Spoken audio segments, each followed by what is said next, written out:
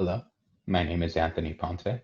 I'm from CSUB Bakersfield, and my presentation is on the relationship between toxic water emissions and economic growth across the United States.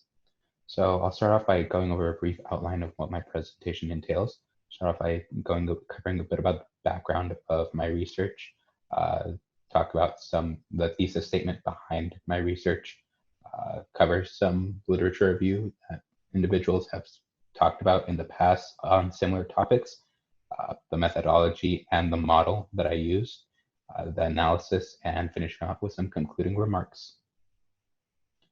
So my research is based around the idea of the environmental Kuznets curve, which is derived from the Kuznets curve. It states that during early stages of economic growth, a country will experience a greater extent of inequality. However, as time progresses and individuals begin to move from agricultural to more technologically based industries, that will experience a shift in that paradigm, and inequality will eventually begin to decrease after a certain threshold is reached. The same idea is applied to environmental problems, where during early stages of development, individuals will pollute more in favor of economic growth and mass production. But as time progresses, perspectives begin to change, and the narrative changes to a cleaner environment for all, and we begin to experience that shift in environmental degradation. So my thesis statement is that environmental degradation follows the environmental Kuznets curve for the United States at the county level, specifically when we're looking at water emissions. So in this case, for the United States, we'd experience less developed counties, for example, areas around the Mississippi Delta and southern areas around the Midwestern United States would be on the left-hand side of that shift of that U-shaped curve. Counties towards the middle of that U-shaped curve would be developing, which hold potential to move to more technologically based industries. And then counties along the Western Pacific and Eastern side of the United States would follow along the right-hand side. So a bit of some background to what people have done and found in the past as well. Many of them from 1991 to early 2011 have found water Kuznets curves or environmental Kuznets curves to exist for their area of study. Grossman and Kruger, which were among the first to apply this idea to environment, found it for many developing countries. Carson, Rupisinga have found it for the United States at both the state and county level. Farzan and Grogan, when analyzing it for California, did not find the Kuznets curve to hold, but they did find that educational and ethnic indicators were heavily important for this shape of the Kuznets curve, or the relationship between economic development and environmental degradation. So the model that I've analyzed for my study is the following, where my dependent variable is per capita toxic water emissions through surface water discharge and underground injection. I've chosen to use per capita income adjusted for inflation as a proxy for economic development. So that's M and M squared. Inequality is the ratio between median household income and mean household income. Population density is the population density per land area of square miles. Education is the percentage of individuals that hold a bachelor's degree or higher. Ethnic is the ethnicity variable measuring Hispanics, African Americans, non-white minorities as percentage for a given county. Resources are resource intensive industries such as agriculture, mining, fishing, and forestry.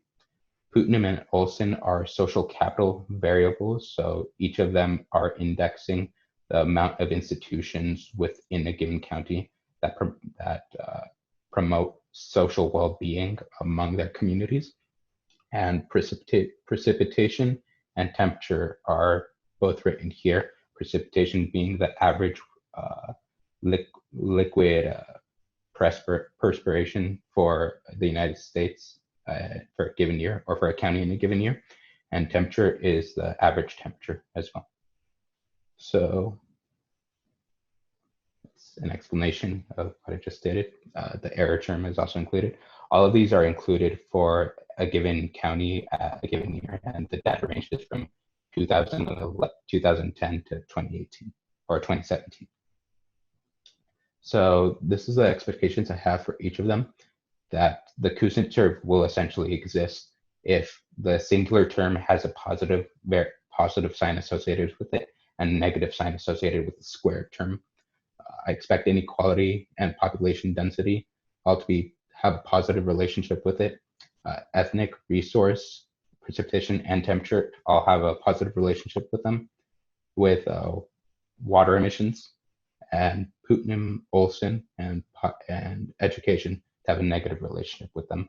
This being that more educated individuals choose to pollute less because they realize the externalities associated with their actions, and that social well-being of the whole will also deter environmental degradation for the Putnam.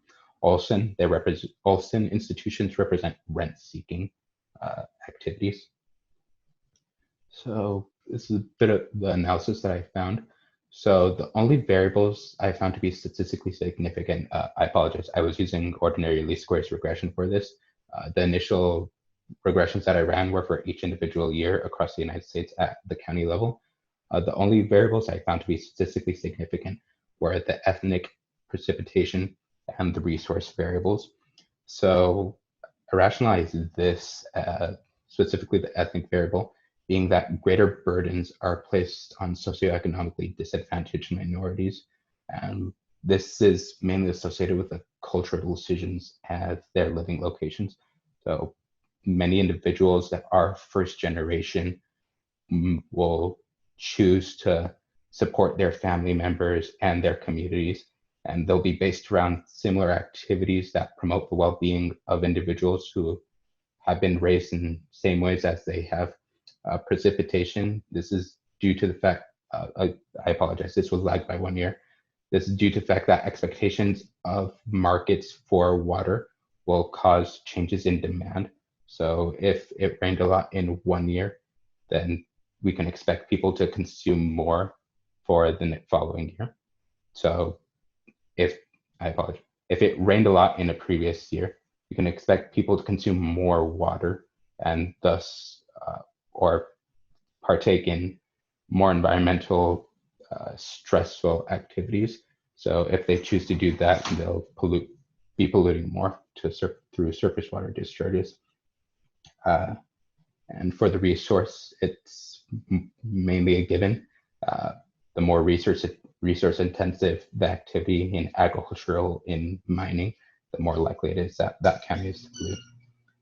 So some of the variables that were statistically significant but did not hold the expected relationship were the main variables, the income variables, as well as population density, the Putnam variable, education, precipitation, as well as temperature for some of the given years.